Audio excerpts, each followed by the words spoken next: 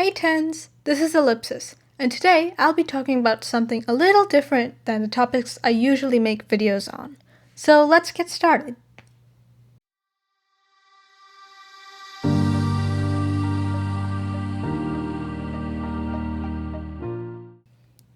If you're watching this video, you know what the SAT is, and you're probably looking for ideas on how to increase your score. I took the SAT myself in November 2021, and here are some strategies I used in my practice to increase my score. So, the first time I took a practice test without any practice, I got a 1370. And I practiced for 1.5 months on an average of 2 to 3 hours a day. And this was stressful because I was dealing with school and SAT practice at the same time. So after the 1.5 months of practice, I took the real SAT and my score improved by 180 points. I used certain strategies in this, and I'm going to divide these strategies in 3 categories: timing, training, and testing. So here are the resources I used. I used Khan Academy a lot, and Khan Academy is partnered with College Board, which is the company that makes the SAT. So this is a really valuable resource. In this, I used the practice for both math and reading and writing, which basically gave me a roadmap of what topics were there on the SAT. There's also videos on technique for reading, and there's also videos on how to do certain math topics. There are also 10 free practice tests, all of which I used in my practice. I also used some tests from previous dates, which I found online. All of these were from 2017 and after, so 2017 to 2020. And SATs from after 2016 or 2017 are best because in 2015, the layout and the scoring changed. So for the latest layout and scoring, you want to use things that are after these years. So let's start with timing. So for timing overall, the main thing I had to keep in mind was not to slow down. Slowing down is what one does not want to do in a timed test. Especially on the last sections, like the math with calculator, you want to keep this in mind. Don't slow down. So for the first section, which is reading, I kept a pacing of 12 to 15 minutes per passage, and I saved more time for the harder passages. So the harder passages would be about 15 minutes per passage, and the easier ones, or the ones that I found less challenging, were 12 minutes. What I also did was skipping the harder passages within a few seconds. So I just glanced at the passage, judged it, and moved on if it was hard.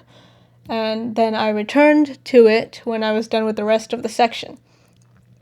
For section 2, which is writing, I don't have a lot of advice because this was the easiest section for me, but one thing I had to keep in mind was being speedy but also accurate, because there's only 47 seconds per question, and this is the section with the least amount of time per question.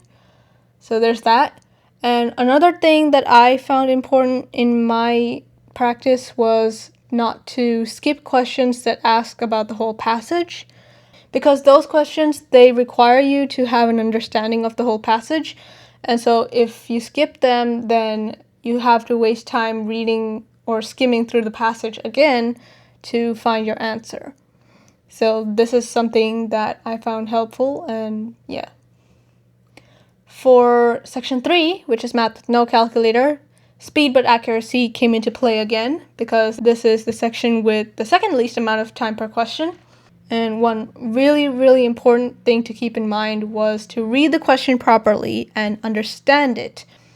The question might not always ask what one thinks it's asking, and so reading it and underlining what the question is asking is really helpful in practice and on the real thing. One other obvious thing is skipping a question that looks like it'll take time. So not doing it in order is pretty much a main point of taking the SAT properly. So skipping the questions that are hard is going to be very helpful. For section 4, I'm being sort of hypocritical with this, but I would recommend not using the calculator too much. So use it only for like checking work or if you really need to use it. I will admit I did not do this, but one can't always depend on the calculator, and the proctors will also say that all questions can be answered without one in this section. So to be better prepared, I would suggest trying not to use the calculator too much. Okay, moving on to training. Now, for section 1, one thing I found super helpful in my practice, one that really reduced my mistakes, was to actively read the passage. Now, I found videos on how to do this on Khan Academy, so that's really useful. And those were the technique videos that I mentioned earlier. And the gist of actively reading a passage includes skimming through the questions, reading the passage, and also reading the blurb, because the blurb has a lot of information, underlining parts that may be important or that one remembers from the questions, and then answering the questions while reading through the passage. So more details are in the Khan Academy videos, and I'll include a link to that in the description. Also, something that was helpful was to figure out which subjects were the hardest. The different types of passages include science, social science, history, and narrative. And then there's also normal passages and one dual passage. So for me, the hardest ones were science, history, and the dual passage. So these were the passages I saved for last and gave more time on, so 15 minutes. And I prioritized the dual passage and the history as those ones that would be saved for last. So depending on which ones are hardest for you, save those ones for last and give them 15 minutes each. Now, a word of caution, if all of them seem hard to you, then you'll have no breathing room left because you'll go straight up to time. And so you want to prioritize which ones are hardest. Okay, section 2. In section 2, I practiced my English conventions and grammar, even though I thought I was good at it. It helped to refresh my memory of these things and also gave me an idea of what things would be tested on the SAT.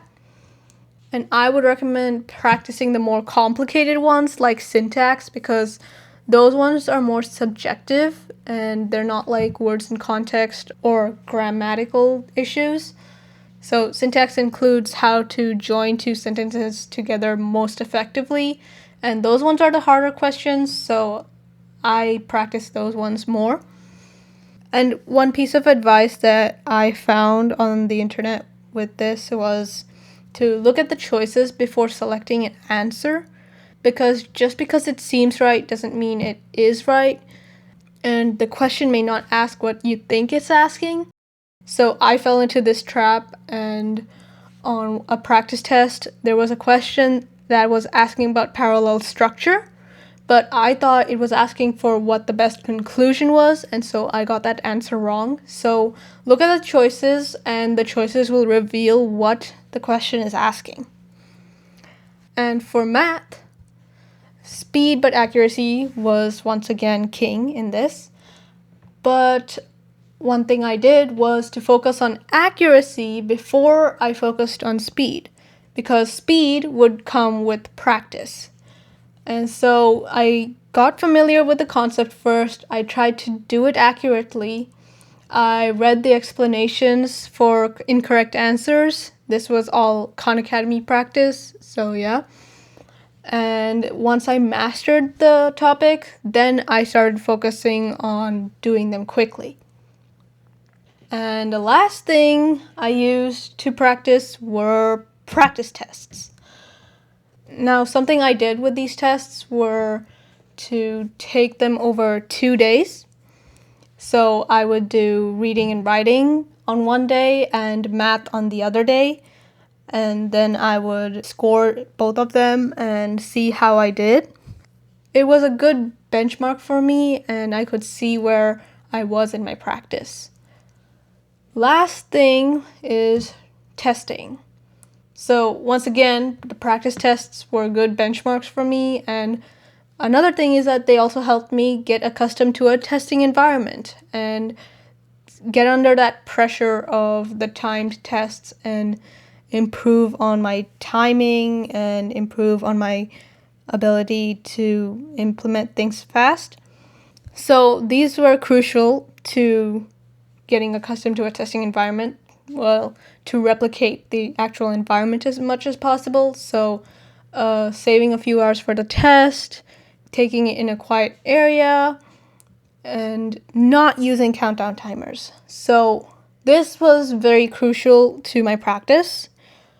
I used to use countdown timers until I took the PSAT, and I realized that the proctor put the start time and the end time on the board and just left it there. And what I had to look at the clock to figure out how much time I had left. So there was no countdown timer giving me exactly how much time was left. So in the practice, I took 2 watches. I put a countdown timer on one of them and then set it aside out of sight. And then I used my watch to see how much time was left. And that really helped me because when I was in the actual test, I was used to such timing and I could manage with it. So don't use countdown timers. Another thing I did was to take as many tests as possible. I took about 15 to 20 practice tests over the course of 1.5 months, and actually during the last week before the test, I was basically taking a practice test every day. Again, it was stressful, so if you're going to take longer on your practice, then I would space it out more. So for the actual test, I watched TV the entire evening, and I didn't think about the SAT at all. So that really helped me. And I got a good night's rest. I went to bed early. And one piece of advice I got was, if you mess up one section, don't carry it to the other sections. So on the PSAT, I screwed up the reading and I wasn't able to answer 2 questions. So that really got me, and I messed up on the other sections as well. So I was told not to do that and to set the section aside because it's too late to change it. So better do better on the other sections, and maybe that'll make it up for the section you messed up on. So that's all I have. Thanks for watching, and take a deep breath. You've got this.